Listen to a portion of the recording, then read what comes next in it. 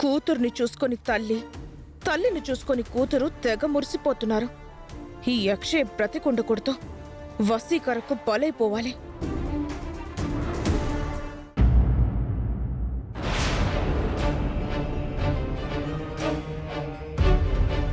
నన్ను తరిమేయడానికి ఈ ఊరెదురు చూస్తుంది, నన్ను చంపడానికి అవని ఎదురు చూస్తుంది. అందుకే నా ఊపిరిని స్వర్ణ ఖడ్గంలో దాచాను, ఖడ్గాన్ని చెట్టు కింద దాచుకున్నాను. దాన్ని కనిపెట్టడం ఎవ్వరి వల్ల సాధ్యం కాదు.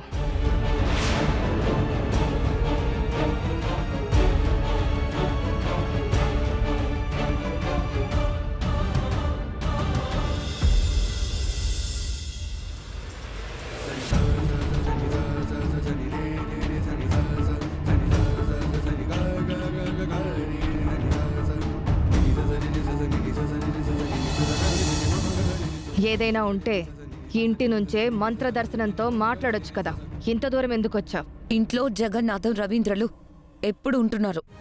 వాళ్ళ కంట పడిపోతానేమో అని భయంగా ఉంది. నేరుగా కలుసుకుంటే ప్రశాంతంగా మాట్లాడుకోవచ్చని వచ్చాను. నువ్వు చూపించిన భయానికి కోట దరిదాపుల్లోకి రావడానికి కూడా జనం భయపడుతున్నారు. సరే, విషయమేంటో చెప్పు. అవని రేపు ఇంటి దగ్గర మృత్యుంజయ యాగాన్ని అక్షయ గురించి చేయబోతుంది. నీ నుంచి అక్షయకి ప్రాణహాని ఉండకూడదని స్వామీజీ సలహా ఇచ్చారంట. అందుకే ఇంట్లో అందరినీ ఒప్పించి యాగానికి ఏర్పాట్లు చేసుకుంటుంది. ఆ యాగాన్ని పరమ పవిత్రంగా నిష్ఠగా జరుపుకున్న తర్వాత అక్షయకు మృత్యుగండం దాటుతుందట. అప్పుడు శవాల కోట దగ్గరికి తీసుకుని వచ్చినా నీకేదైనా అవుతుందేమో, కానీ వాళ్ళకేం కాదట. అదే గనక నిజం అయితే నువ్వు ఈ ఊర్ని, ఆ కుటుంబాన్ని ఏమీ చేయలేవు, ముక్కు పుడుకొని దక్కించుకోలేవు. నాకింత కంగారుగా ఉంది, నువ్వేంటి ఏమాత్రం చలనం లేకుండా హరికథ వింటున్నట్టు వింటున్నావు?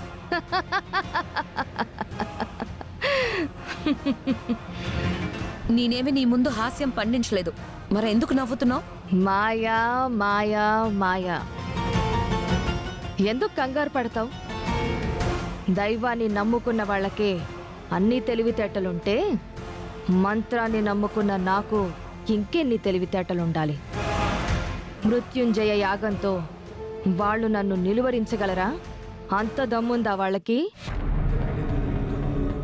నేననుకున్నది జరగకపోతే ఉప్పనై విరుచుకుపడను, ప్రళయమై బీభత్సం సృష్టించను. నన్ను తక్కువ అంచనా వేస్తున్న వారికి చాలా ఎక్కువ మోతాదులో నష్టం చూపిస్తాను. రేపటి యాగం పరిస్థితి ఏంటి? అడ్డుకుంటావా? అంతే కదా మరి. ఎలా? అక్షయ కోసం, ముక్కు పుడక కోసం ఎవ్వరినో చంపుతున్నాను. అటువంటిది ముక్కు పుడకను నాకు శాశ్వతంగా దూరం చెయ్యాలనుకునే వాళ్ళని చంపకుండా వదులుతానా? వారనుకున్నట్టు యాగం మొదలు పెడతారు, కానీ పూర్తి చెయ్యలేరు. ఆ కుటుంబంలోని అత్యంత ముఖ్యమైన వ్యక్తిని చంపుతాను. శవం ఎదురుగా పెట్టుకుని యాగం చెయ్యలేరు కదా. ఎవరిని చంపబోతున్నావు? అది రేపు చూద్దు గాని. చెప్పొచ్చు కదా. రేపటి వరకు ఎదురు చూడు. ఎవరయ్యుంటారు?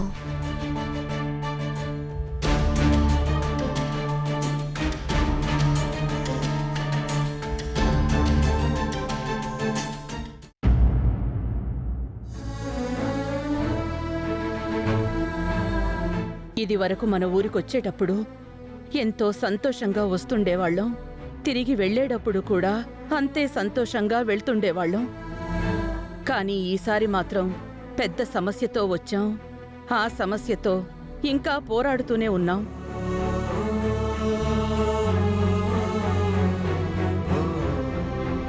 కరవమంటే కప్ప కోపం, విడవమంటే పాము కోపం అన్నట్టుంది మన పరిస్థితి. అక్షయ్ని పంపించనంటే ఊరి వాళ్ళకి, అవనికి కోపం వస్తుంది. పంపించడానికి నా మనసు అంగీకరించడం లేదు. పరిస్థితుల్ని చూస్తుంటే నాకేమనిపిస్తోందో తెలుసా అండి? ఇవన్నీ చూడ్డానికేనా నేనింకా బ్రతికున్నది? చనిపోయినా బాగుండేదనిపిస్తోంది.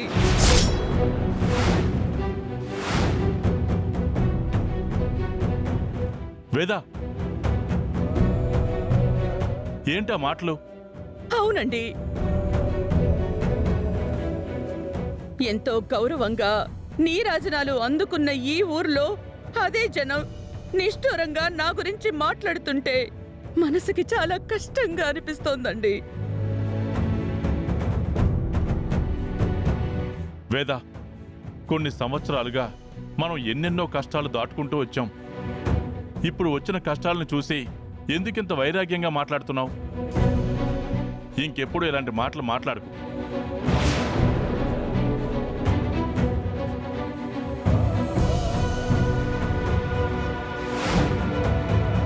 మన ఊళ్ళో మనకి ఇలాంటి పరిస్థితి వస్తుందని ఎప్పుడూ అనుకోలేదు, కల్లో కూడా ఊహించలేదు.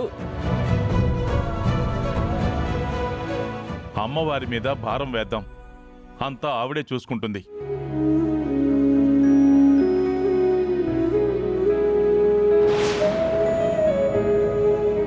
అమ్మా, ఈ ఊర్లో నువ్వు ఆనాడు అడుగు పెట్టిన తరువాతే కరువు అడుగు బయట పెట్టింది.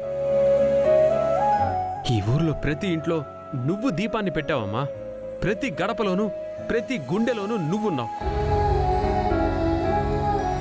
ఎందరితో ఊపిరి నిలబడిందంటే అది నీ దయ వల్లే. అటువంటిది ఈరోజు నువ్వు చావు గురించి మాట్లాడడం తప్పమ్మా.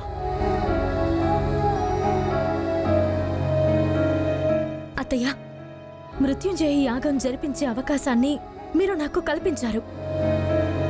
ఎలాంటి విఘ్నం లేకుండా దానిని నేను పూర్తి చేస్తాను. అప్పుడు ఎవ్వరికీ ఎలాంటి సమస్యలు ఉండవు.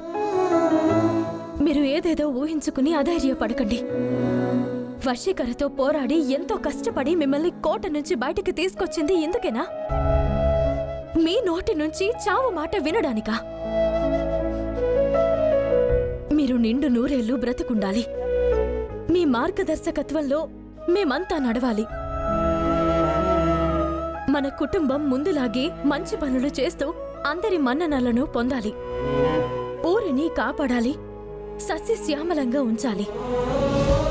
మీరు చూడవలసింది ఎంతో ఉంది. నేను బ్రతకుండగా మన కుటుంబంలో ఎవ్వరికీ ఎలాంటి ప్రాణహాని కలగనివ్వను. రేపు యాగం పూర్తయ్యేంత వరకు కొంచెం ఓపికతో ఉండండి. అన్ని సమస్యలకు పరిష్కారం దొరుకుతుంది. మీకోసం ప్రాణాలైనా వదులుతాను గాని ఎవ్వరికీ ఏమీ జరగనివ్వను.